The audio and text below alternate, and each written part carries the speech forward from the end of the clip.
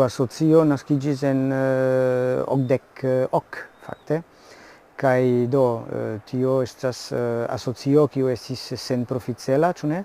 Por disvastigi esperantan muzikon. En 1990 ni starigis la eldonejon Vinil Cosmo, kaj do estas la eldonejo de Eŭroka, kaj ekde 2001 ni starigis muzikstudion, do por surbendigi artistojn, do esperantajn kaj ne, efektive. Kaj do fakte dank al tio ni povis produkti pli da artistoj mem. Déjà on s'entend bien parce qu'on a une relation très amicale et à partir de là tout a démarré. C'est-à-dire Flo s'est proposé de construire un studio dans son lieu de travail. Alors j'aime beaucoup parce que c'est très varié, il y a tous les styles. La langue est difficile, je trouve, à sonoriser. Je travaille à l'ancienne, on va dire, c'est-à-dire que j'utilise toujours de la bande comme support. Et je suis quand même équipé de numérique parce que dans le numérique, il y a quand même du bon, c'est-à-dire qu'on peut éditer facilement, on peut rattraper.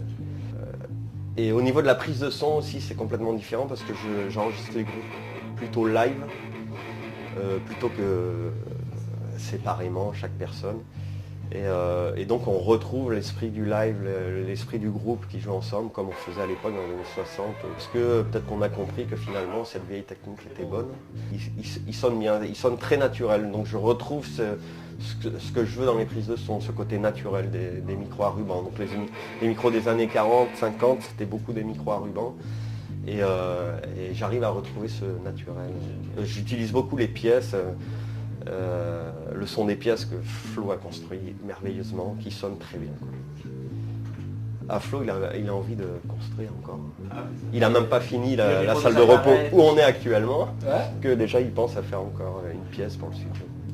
Kiam venas artistoj por do surbendigi, registri ĉi tie, do tiam povas daŭri pluraj semajnoj. Do ekzemple artistoj venas 1, 2, 3 semajnojn, kaj se ili venas de ekster Tuluzo, do estas iom malfacile, kaj tiam ili povas prepari la manĝojn ĉi tie kaj ankaŭ tranokti kaj tiel plu. Do ankoraŭ ne estas finita tute, sed do antaŭ la fino de la somero tio funkcias.